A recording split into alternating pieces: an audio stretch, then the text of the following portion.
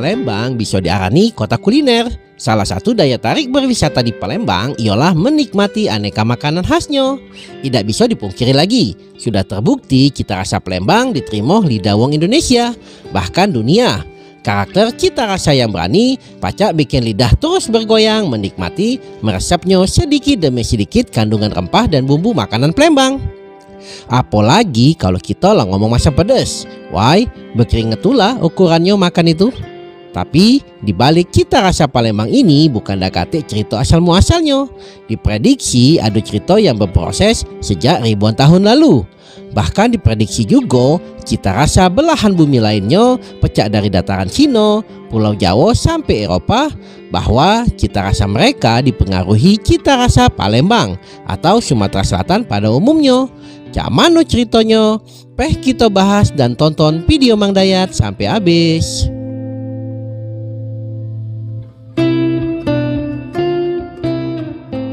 Assalamualaikum warahmatullahi wabarakatuh. Ketemu Mang Dayat di channelnya Wong Palembang. Mohon dukung Mang Dayat untuk terus ngangkat dakwah, sejarah, budaya dan wisata kota Palembang dengan mensubscribe dan klik tanda loncengnya. Terima kasih.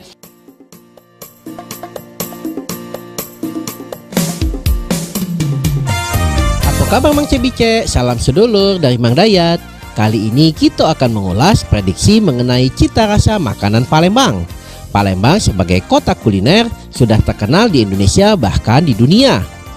Banyak makanan kita terkenal di luar Palembang. Kalau kita ngomong pempek, ialah ceto. Tapi selain pempek pun juga banyak yang dikenal di luaran Palembang. Cita rasa kita yang tajam, sesambutan antara masem, pedas, manis, asin, bikin wong selalu kangen dengan makanan Palembang. Namun, tahu dak Mang Cebice bahwa makanan-makanan Palembang ini bisa dikatakan artefak peninggalan kuno mengenai kehidupan masa lampau. Terutama makanan yang menggunakan bahan tanaman yang tercatat di prasasti Talang Tua. Pecak sagu, gula aren, atau bahan dari kelapa yaitu santan.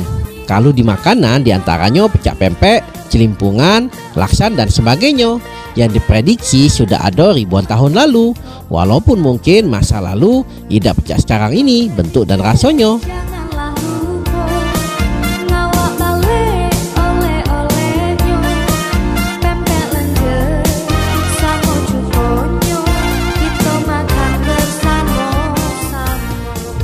Hal menarik yang perlu kita ketahui, diprediksi pada masa sebelum masa kedatuan Sriwijaya, wong Palembang makanan pokoknya yaitu sagu dan olahannya.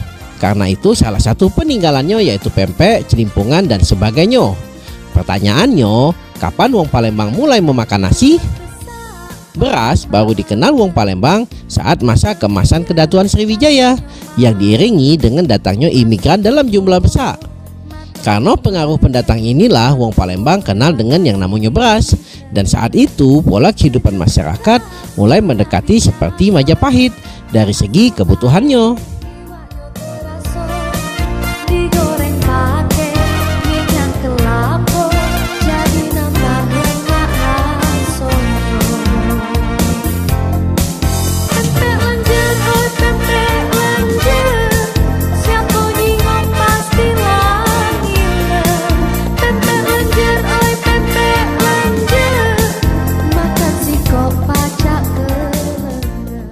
Dari penelitian pakar geografi yang juga gunakan pendekatan ilmu sejarah, Kakanda Gianto berbincang dengan Mang Dayat mengenai faktor yang mempengaruhi cita rasa Palembang ini. Ini kan sebenarnya kaitannya dengan keadaan alam ya. Iya. Keadaan alam sama orang-orangnya yang beraneka ragam gitu. Jadi saya cerita dulu sebenarnya asal mula tertarik dengan tema ini ya. Iya. Saya 2010 masuk ke Palembang ini mengajar.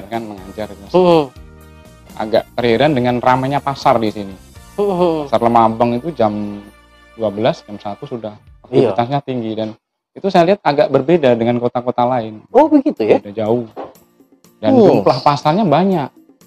Iya. Yang besar-besar banyak pasar tumbuh. Iya.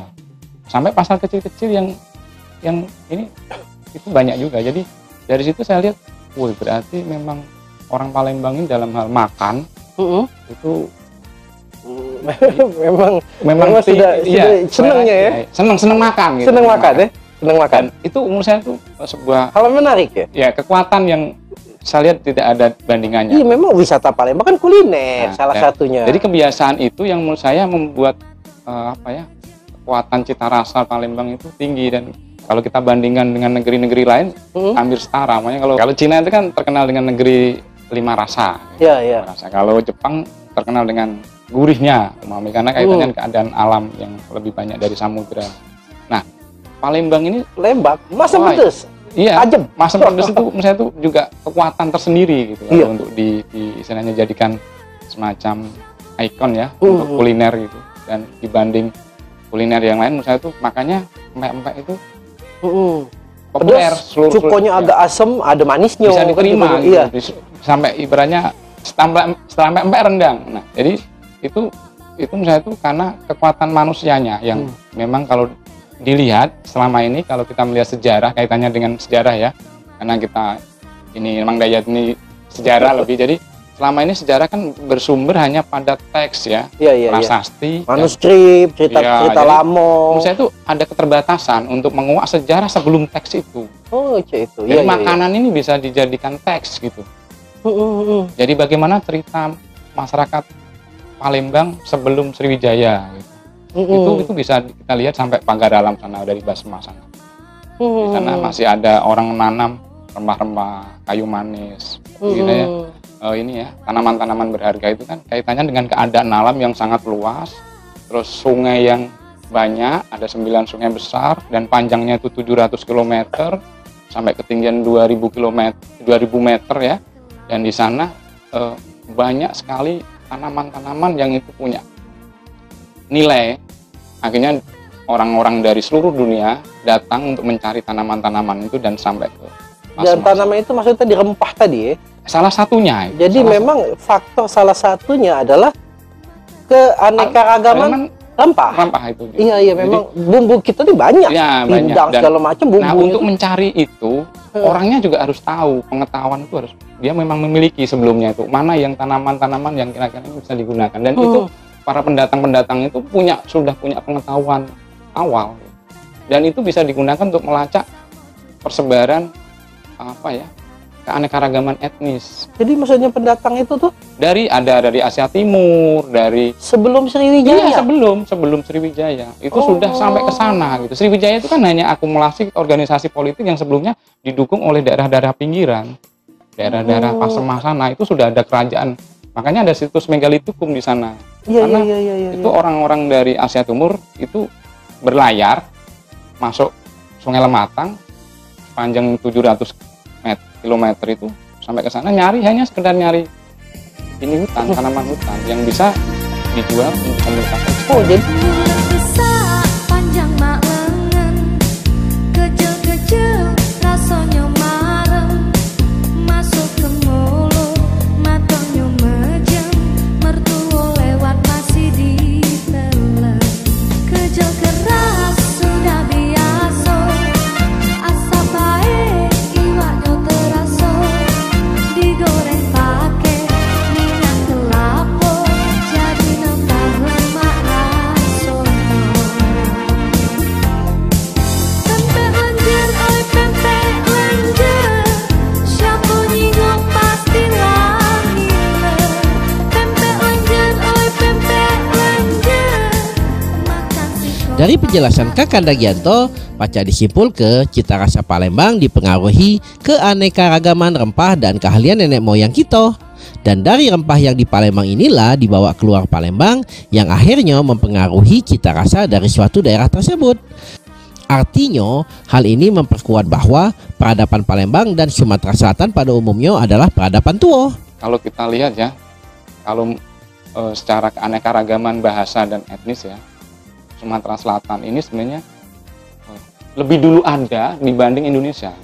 Jadi Indonesia itu menuju ke arah Palembang sebenarnya, seperti Palembang, meniru Palembang. Jadi Palembang itu lebih dulu daripada Indonesia. Dari usianya, dari prasasti talang tua sudah menuliskan tentang tanaman-tanaman yang dibudidayakan pada masa Sriwijaya. Artinya orang-orang yang mendirikan Sriwijaya itu sudah punya pengetahuan tanaman-tanaman yang bisa dipakai, dan itu kemungkinan dari daerah pegunungan itu. Berarti awal muasal malahan dari arah-arah Iya, pagar alam, iya. makanan-makanan asli Palembang dan sekitarnya Iya, ini. nah jadi kalau mau melacak sebenarnya sana dulu. Asal muasalnya dari Dari sana, situ. iya. Sumber rempah-rempah utamanya Nah, itu. inovasinya dari luar, yang membarui itu dari luar. Jadi setelah ada rempah-rempah dari daerah-daerah Ya. ini, dibawalah ke kayak di Palembang, mungkin di Prabu Muli. Nah, dimodifikasi Nah, di para situ pendatang. baru warga situ ya. Ya, Warga modifikasi. situ memodifikasi jenis Ya, makanannya contohnya tadi. kayak empek-empek ya dari sagu kan, dari sagu. Terus kemudian diganti tepung kan kayak gitu. Itu bagian dari proses perubahan kan. Dan sebelum ada beras padi itu kan, sagu kan makanan pokok semua. Dan itu ada indikasi pada masa Sriwijaya memang sagu itu menjadi makanan pokok. Jadi kalau memang yang mempengaruhi tadi makanan Palembang itu tadi rasanya tajam karena banyaknya tadi rempah tadi kan ya. Iya. Jadi kalau seperti Jawa itu kan agak manis. Nah, itu kira-kira yang membedakannya tadi? Ini ke geografi itu ya, Ya. katanya kan curah hujan dan kemudian jenis tanah. Jadi kalau di Jawa itu kan dibanding sini curah hujannya lebih tinggi sini kan. Dan kaitannya dengan air, berlimpahan air, rawa di sini itu banyak, sungai banyak. Itu ikan air tawar juga banyak, akhirnya selera rasa ikan air tawar itu sangat berpengaruh terhadap Ya, makanan Palembang. Tapi kalau Jawa kasusnya lain ya. Asam manis itu karena kaitannya dengan gula Jawa itu. Walaupun di sini ada juga kan, ada tidak ada. tapi kecenderungan Nah, ya. kecenderungan. Jadi kayak tanaman di situ dominannya apa rasanya. Itu akhirnya mempengaruhi selera. Oh, sampai dari situ ya. Iya, memang kaitannya ya. dengan apalagi kalau termasuk sebenarnya selera orang Eropa mengenal manis itu sebenarnya dari kita juga. Tebu itu kan dibudidayakan di Nusantara, akhirnya diekspor dan mereka mulai mengenal manis itu kan dari industri tebu. Jadi sebenarnya tanaman-tanaman kita itu yang menciptakan selera dunia sebenarnya. Cuman kita punya potensi itu, tapi ya karena barang rempah ini banyak sekali. Kalau kita sebut rempah itu apa kan, itu sangat luas. Makanya Indonesia, terutama khususnya Sumatera Selatan Palembang ini menjadi inceran kolonial tadi karena rempah-rempah yang mereka tidak punya. Iya, termasuk lada itu ya, budidaya lada. Terus, dan itu sebelum kolonial datang itu masyarakat sudah. Tapi rempah-rempah yang dulu itu kayak rempah-rempah sekarang enggak sebenarnya?